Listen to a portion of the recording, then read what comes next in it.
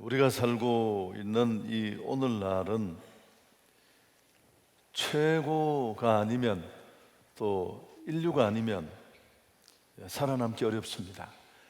기억조차도 잘 해주지 않습니다. 그래서 이런 시대는 아주 강하고 경쟁력 있는 것들을 선호합니다. 사람도 그렇고 제품도 그렇습니다. 이런 경향은 예수님 당시에도 별반 다르지 않았습니다. 당시 유대를 지배하던 이 로마 제국은 강력한 힘을 바탕으로 하고 있었습니다. 역사는 이 시대를 팍스 로마나 로마의 평화라고 그렇게 부릅니다. 표면적으로는 아주 평화를 누리고 있었지만 이 평화는 어디까지나 정복자 중심에서 비롯된 평화입니다. 물리적인 힘으로 이스라엘의 회복을 꿈꾸는 자들이 그래서 그 당시에도 많이 있었습니다. 심지어 예수님의 제자들 중에도 그런 생각을 가진 사람이 있었을 정도니까요. 그래서 오늘 예수님이 우리에게 하시는 이 말씀은 무척 그런 시대 정서를 생각한다면 낯설고 또 설득력이 없어 보일 수 있습니다. 예수님은 우리를 온유함으로 초대하시는데요, 29절 읽었습니다마는 나는 마음이 온유하고 겸손하니 나의 멍에를 메고 내게 배우라. 그리하면 너희 마음이 쉼을 얻으리니 이는 내 멍에는 쉽고 내 짐은 가벼움이라 하시니라. 이런 시대의 정서를 뛰어넘어 주님은 우리가 온유함을 배우기를 원하십니다. 온유하고 겸손하면 마음이 평안과 쉼을 얻는다, 그렇게 말씀하고 있습니다. 우리가 성품에 관해서 설교를 듣고 있습니다. 이제 4번째 시간, 오늘 우리가 정말 사모하는 마음으로 묵상하려고 하는 성품은 온유라는 성품입니다. 우리가 함께 묵상했으면 좋겠습니다. 우선 첫 번째, 성경이 말씀하는 온유의 의미가 무엇일까를 정확하게 아는 것이 필요합니다. 일반적으로 우리가 생각하는 것과는 좀 차이가 있을 수 있는데요, 사람의 표정이나 성질이 온화하고 부드러운 것, 이런 사람을 우리가 온유한 사람이다, 그렇게 일반적으로 생각합니다. 자칫하면 온유를 유약함으로 오해할 수 있습니다. 그러나 성경이 말하는 온유는 무기력이나 우유부단함, 그저 유약함, 이런 상황을 말하지 않습니다. 성경에서 말하는 이 온유, 헬라어에는 프라우스라는 단어가 쓰였는데 좀 장황할지 모르지만 이 단어가 말하는 의미를 우리가 곱씹을 때 성경적인 온유에 대한 잣대를 세울 수 있을 겁니다. 이 성경이 말씀하는 온유에 먼저 어떤 뜻이 있느냐 하면 사심 없는 분노, 그리고 도덕적인 힘을 상징합니다. 여러분, 그냥 막연히 순하고 약간 맹할 정도를 말하는 것이 아닙니다. 성경이 말씀하는 이 온유 속에는 사심 없는 분노라는 개념이 들어있습니다. 그래서 격렬한 분노와 전혀 화를 내지 않는 그 중간 지점을 말합니다. 그래서 부드러움, 겸손함을 가지고 있지만 그건 그저 막연히 무한정 힘이 없고 부드러운 것을 의미하지 않습니다. 추경학자 바클레이의 설명을 들으면 의미가 좀 더 와닿습니다. 화를 내야 할 때는 어느 때고 화를 내지 말아야 할 때는 어느 때인가를 안 것이다. 사리에 대한 분별력이 없거나 모든 것을 그저 맹하게 다 좋게만 받아들이는 그런 상황이 아닙니다. 분명히 모든 것을 가지고 있지만 화를 내야 할 때와 그렇지 않을 때를 분별할 수 있는 것입니다. 자신이 모욕을 당하거나 피해를 입을 때는 화를 내지 않습니다. 그러나 다른 사람이나 혹은 공동체가 피해를 입을 때는 단호하게 정의감 있는 분노를 터뜨리는 것, 이게 바로 온유의 모습입니다. 좀 딱딱하시죠? 제주도에서 생활하고 있는 이효리, 이상순 부부, 신안하려고 갔는데 너무 많은 사람들이 여행 가서 효리를 만나겠다고 문 앞에 진을 쳐서 어려움이 많아서 최근에 이제 그런 상황을 끝을 냈는데, 이분들 두 사람이 꾸밈없이 살아가는 그런 일상을 담은 효린의 민박이라는 그런 텔레비전 프로그램이 최근에 있습니다. 근데 이렇게 대부분 사람들이 볼 때마다 그렇게 잘 나가던 천하의 이효리의 마음을 사로잡은 이상순, 우리가 잘 모르는 가수잖아요.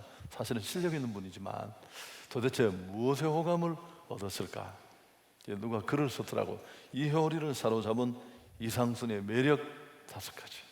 여러분이 너무 지루하셔서 제가 설명을 드려요. 이상순이가 아주 자존감을 높여주는 말을 한대요.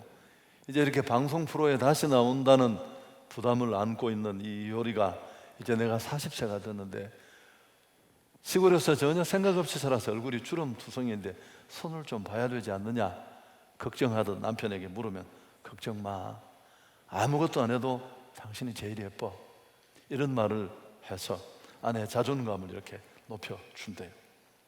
또 감정에 치우치지 않는 냉정함도 가지고 있다고 합니다. 물건 사는 걸 좋아한대요.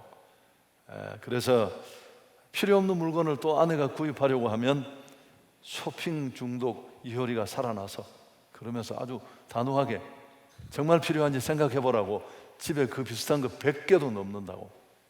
또 아주 직언을 아끼지 않고 다정다감한 말투도 한 몫을 한답니다. 밤새 잠을 설친 아내를 이렇게 아주 정성스럽게 깨우는 것, 또 두피 마사지까지 해주는 이런 모습이 여기에 해당하는데, 제가 얘기를 들은 건 4번째입니다. 가장으로서 책임감도 강하대요. 보통 때는 전혀 화를 내지 않는데 아내를 옆에 태우고 가다가 혹시 누가 법규를 위반하고 위험해지면 정말 전해볼 수 없는 분노를 터뜨린대요. 이런 모습. 그리고 5번째는 아주 재치 넘치는 입담. 생긴 건 그렇게 안 생겼는데 아주 말을 재미있게 한대요. 이효리가 늘 그럴 때 오빠랑 얘기하는 게 세상에서 제일 재미있어, 오빠하고 말하고 싶어서 결혼했대요. 얘기를 너무 재미있게 잘해서 반응이 별로 좋지 않습니다. 여러분, 우리는 이걸 정반대로 하는 겁니다.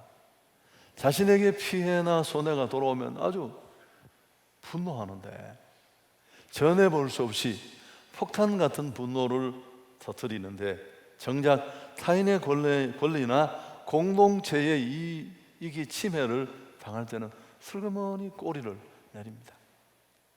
여러분, 우리가 얼마나 성경이 말씀하는 온유와는 거리가 멀리 있는지를 돌아봅니다. 물론 우리 중에 잘하고 계시는 분들도 많습니다만, 우리 예수님은 자신을 매질하고 아무 죄 없으신데 침뱉고 못 박는 자들에게는 침묵하셨습니다.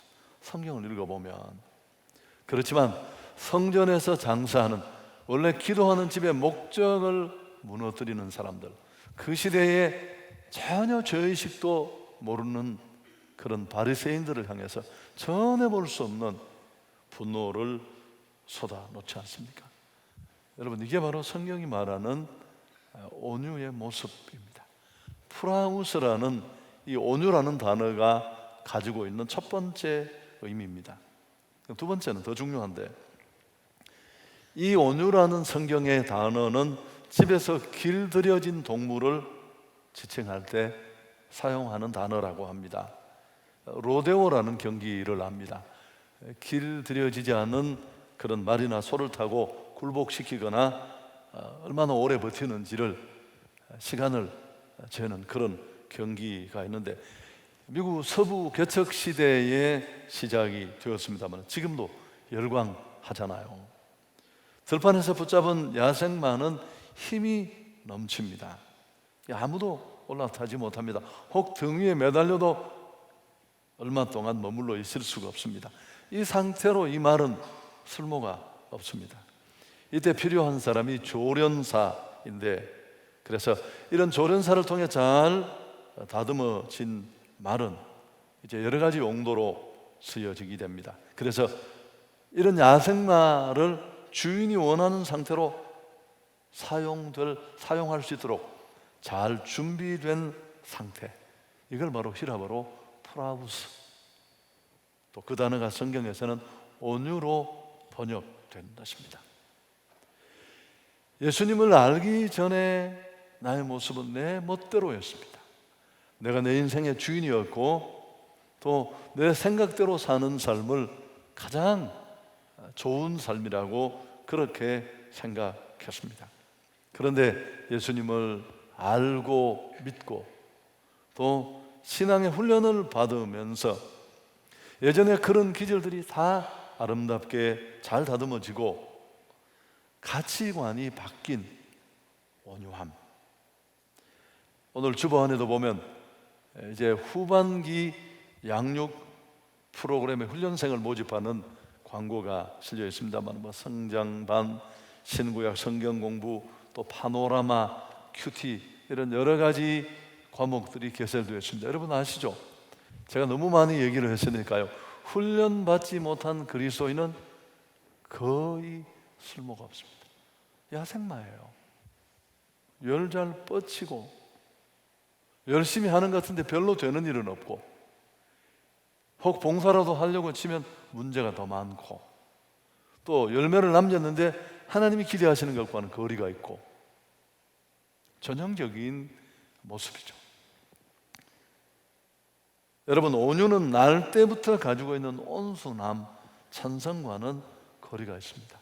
사실 제가 이 얘기를 좀 하고 싶었는데 복잡할까 봐 하지 않았는데, 온순함과 온전함은 다른 것입니다. 그 출발이 달라요. 우리 예수 믿는 사람 한 사람은 이렇게 훈련받아 온유해져서 과거에 어떤 성품을 가졌던지를 뛰어넘어 하나님의 신사로 거듭나야 할 줄 믿습니다. 실제로 영어 번역에는 그런 신사라는 단어가 차용되기도 했습니다. 상류 사회에 아주 예의 바르고 점잖은 사람들에게 이 단어가 차용되었습니다. 원래는 그렇지 않았는데 잘 준비되고 다듬어지고 훈련된 상태를 말합니다. 세 번째 이 단어의 의미는 참 이건 감동이 되는 부분인데, 하나님을 전적으로 의지하고 신뢰하는 신앙과 상관이 있습니다. 그래서 온순과 온전히 여기서 극단적으로 차이를 만들게 되는데, 하나님 앞에서 철저한 복종과 신뢰를 의미하기 때문에 사실 이 온전은 수평적인 관계만 생각하기 쉬운데 수직적인 관계에서 비롯되는 덕목입니다. 하나님이 지금도 살아계시고 일하신다는 하나님 존재에 대한 믿음으로부터 출발합니다. 그런데 이 온유함은 우리를 무척 담대하게 합니다. 그래서 이 담대함이 세상적인 이해나 생각들을 포기하게 하거나 또 우리를 집착으로부터 자유케 해 줍니다. 많이 언급하는 게 이삭의 우물 사건입니다. 여러분, 그 당시 우물 하나는 생명과도 같습니다. 가족과 그 많은 가축들의 생존이 거기 다 걸려 있습니다. 아열대성 기후 속에 척박한 그 땅에 우물을 찾는, 물 근원을 찾는 일은 굉장히 많은 비용을 들여야 하는, 전혀 상상할 수 없는 일이에요. 언제쯤 물이 나올지. 그렇게 힘겹게 판 우물들 시비를 걸면 이삭은 어김없이 우물을 포기하고 또 떠나갔습니다. 여러분, 충분히 경쟁하면서 시시비비를 가릴 수 있는데 이삭은 어떻게 그렇게 총총히 이해를 내려놓을 수 있었을까요? 멍청해서 사람이 순전해서 여러분 아닙니다. 하나님만 있으면 돼. 하나님밖에는 내 복이 없어. 빈손으로 이 이방 땅에 건너온 나를 지금까지 먹이시고 100배의 축복으로 나를 축복하신 분은 하나님이야. 아멘. 이 하나님 존재에 대한 확고한 믿음이 그에게 있었습니다. 자, 전에는 땅에 소망을 두었지만 우리는 어느 시점인가 신앙 안에서 내가 은혜로 산다는 것을 알게 되잖아요. 숨 쉬는 것이, 하루하루 살아가는 것이. 사업도 내가 똑똑해서 잘하는 줄 아는데, 목회도 내가 설교를 좀 하고, 여러분 이거 깨닫는데 오래 걸려요. 최소한 10년은 걸려요.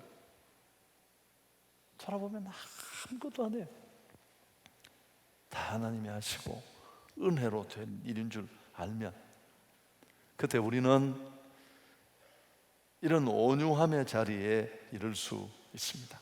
얼마든지 내가 부딪히고 싸우고 경쟁해서 이해를 찾을 수 있지만, 그럼 뭘 잃어버려요? 신앙을 잃어버릴 수 있습니다. 하나님을 향한 믿음이 훼손되니까 내려놓을 수 있습니다. 그래서 이런 온유함은 하나님을 향해서, 사람을 향해서 다 나타납니다.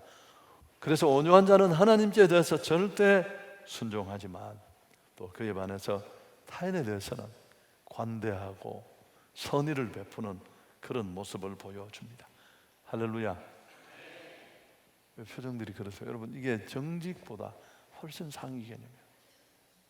정말 온유하다는 건 맹하다는 뜻이 아니에요. 사람 참 온순하더라, 절대 그런 개념만의 의미가 아닙니다. 힘은 있지만 절제되고, 내가 찾을 수 있는 충분한 아이디어도 계산법도 내게 있고 정확한 근거도 있지만, 혹시 그러다가 하나님 영광 가릴까 내려놓을 수 있는, 내 마음에 들지 않는 사람이 있을 수 있습니다. 그렇지만 조금 이렇게 적용을 해보면, 내가 너무너무 사랑하는 하나님이 저 사람을 위해서도 그 아들을 죽이실 만큼 그가 사랑하는 지체라는 생각에 이르면 다 용서할 수 있어요. 이럴 때 아멘을 하면 더위가 물러갈 수 있습니다. 이번 주간에 책을 읽으면서 이 얘기를 듣고 내가 자료를 찾아봤어요. 참 감동스러웠습니다.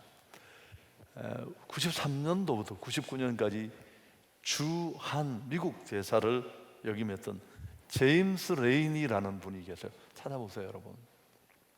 이분이 그 남부 명문인 에모리 대학의 교수였었는데, 이제 건강을 위해서 이렇게 학교까지 걸어서 아침에 출근을 하는데, 가다가 보면 아주 넓은 집에 늙은 할아버지 혼자서 사시는데 외로워 보여서 이 교수님이 지나갈 때 그냥 지나가지 않고 굿모닝 인사도 하고 같이 차도 마시고 이제 어르신을 섬긴다고 그렇게 했습니다. 2년 정도를 그렇게 했습니다. 때로 보이지 않으면 들어가서 문을 노크하고 차도 마시고 2년 정도 그런 교제가 깊어졌는데, 어느 날 이 어른이 보이지 않는 겁니다. 그래서 물었더니만 어젯밤에 돌아가셨다는 거예요. 나중에 알고 보니 이분이 어마어마한 부자였습니다. 코카콜라 회장을 지낸 분이신데, 이분이 이 제임스 레인이 앞으로 유산을 5% 주식을 남겼는데, 이게 한화로 2조 7,500만 원이었어요. 놀라지도 않으시, 계산이 잘 안 되시죠? 여러분, 참 내가 만든 얘기가 아니라니까요. 온유함으로 섬기는 사람. 마태복음 5장 8절은 우리가 산상수훈할 때 배웠나요? 온유한 자는 복이 있나니 그들이 땅을 기업으로 받을 것이며.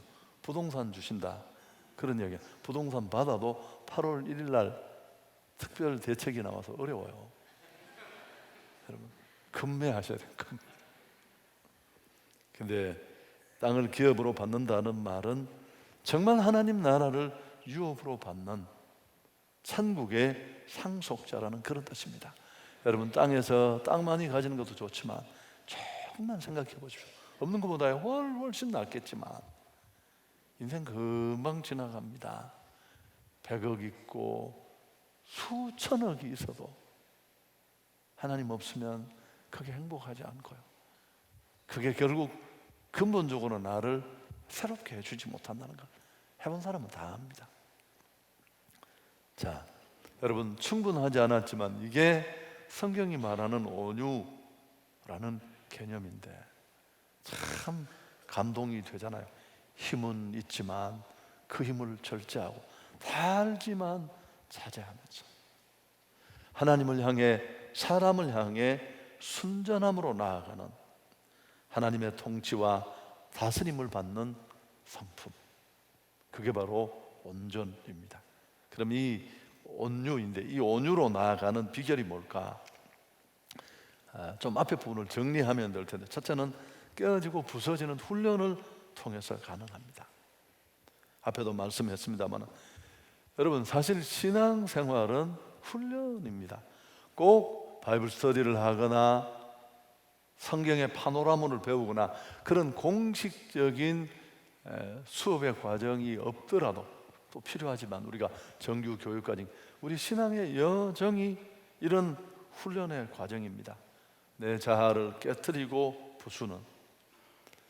그래서 우리는 훈련되고 또 연단을 받은 것만큼 새로워지는데, 모세라는 인물이 대표적인 인물입니다.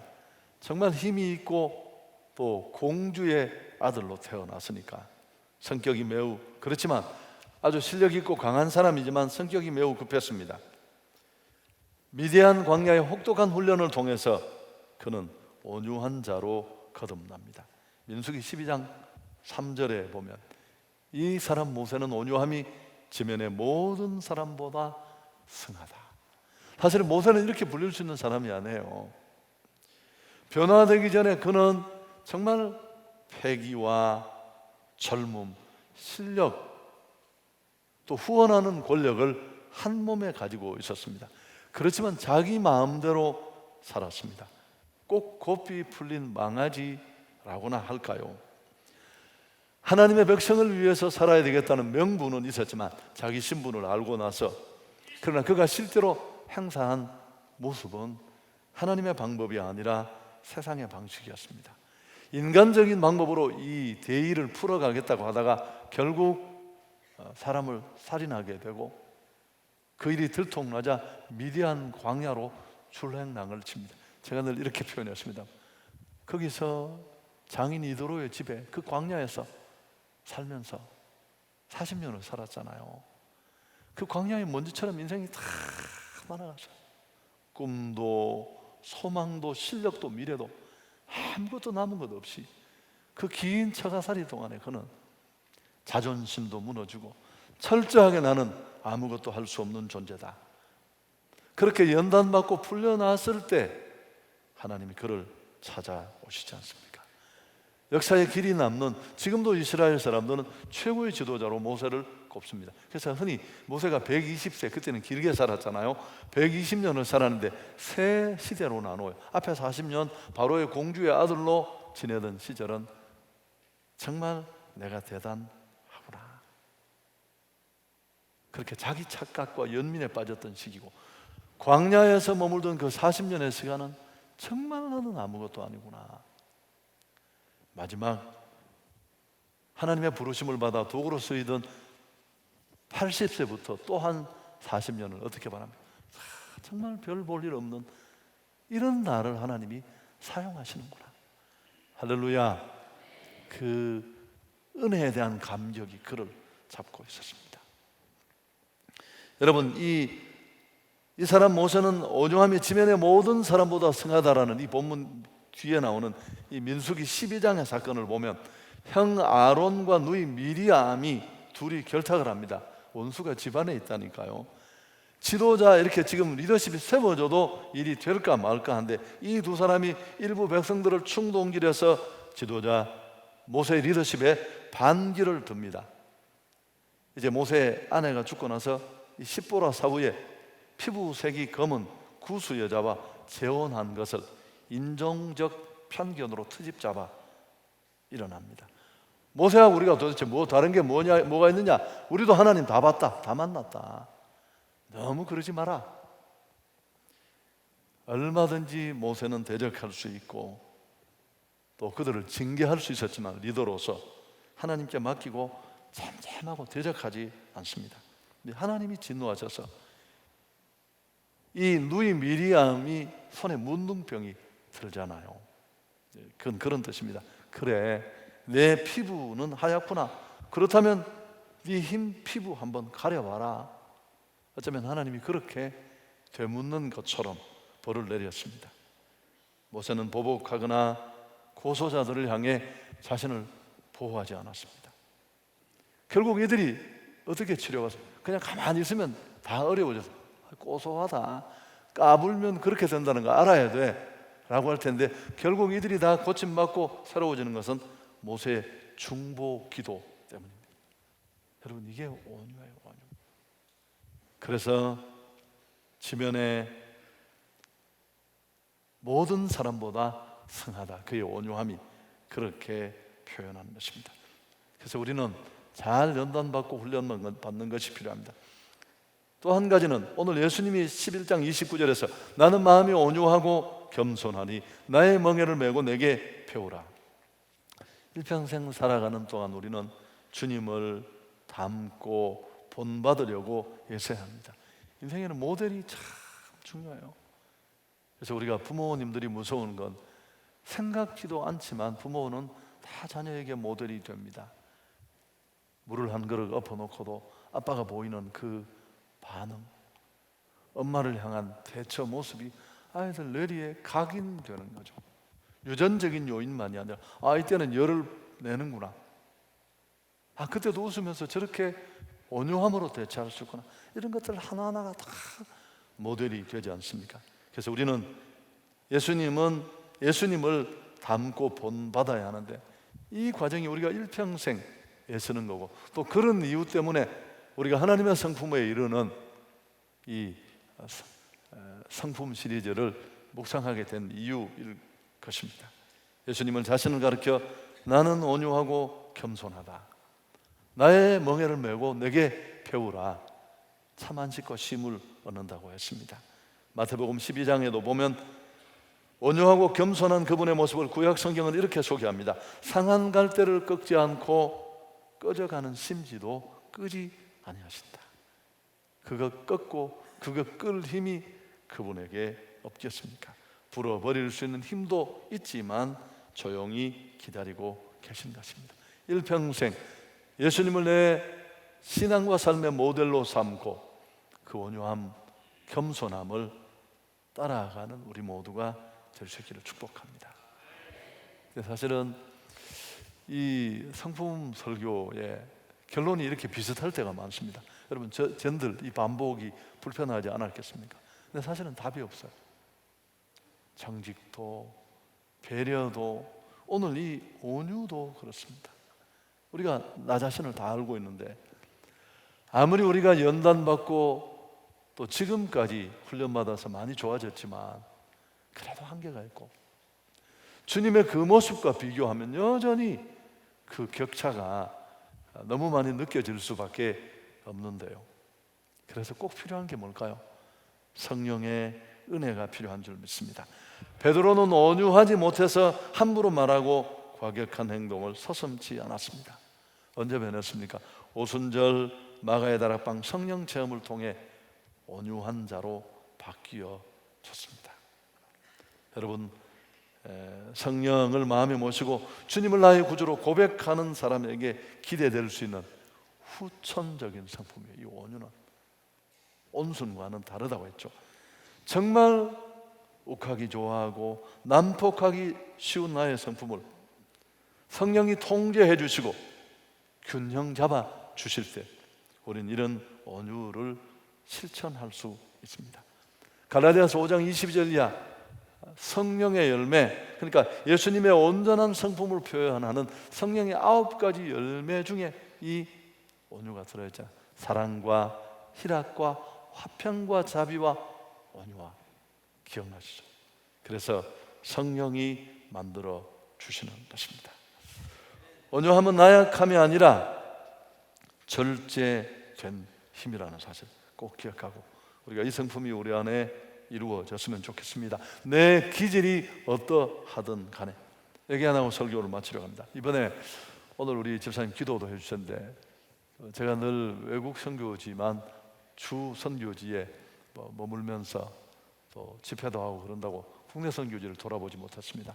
부담이 돼서 여러분 휴가 가도 저는 설교 2편씩을 꼭꼭 해야 되니까 사실 굉장히 많은 시간이 들어가는데 그럼에도 불구하고 화요일 날 특세 마치고 갔습니다. 우리 장로님 오늘 살아서 오셨네요. 운전을 열 몇 시간 했는데 나는 뒤에서 졸았는데도 입 터지고 코 터지고 지금 그렇지만 너무 행복했어요. 정선에서도 또 우리 대구 선교지에서도 우려와 걱정과는 다르게 너무너무 행복하게 다들 선교를 잘 하고 계셨는데 근데 거기 정선 고양리 교회에 가서 목사님 한 분을 만났어요. 그분이 이 트럭 터미널에 원래 일을 하셨대요. 근데 우리 조장로님이 전도를 하셔서 예수를 믿고 은혜를 받고 지금은 목사님이 되셔서 원주에서 교회를 섬기고 계시는데 이제 아마 그 고양리 국내 선교팀 이렇게 무슨 마사지를 도와주러 왔대요. 그분이 또 이렇게 어떻게 마사지를 배웠는데 참 제가 그 간증의 은혜가 됐던 게 뭐냐면 이분이 목회를 하게 된 이유가 뭐냐 하면 변화된 자신한테 자기가 놀라가지고 목회를 하게 돼. 그 복음의 위대함 예수의 이분이 이 트럭 터미널 때 술 잘 먹고 욕 잘하고 소문이 났대요 아주. 근데 예수를 만나고 나서 너무 변화된 자신을 보고 그 변화된 자신에 자기가 쇼크를 먹어가지고 이거 전달이 잘 안 되는구나. 내가 얘기를 그래서 이분이 너무 그 자기 모습 그래서 제가 개척 가시면 힘드시지 않느냐 그러니까 자기는 그런데 별로 부담이 없고 그냥 하나님이 나를 이렇게 사용하신다는 너무너무 감사하고 단 한 사람이라도 예수를 만나고 복음을 들을 수 있다면 그래서 이 트럭 터미널에도 신호회가 있대요.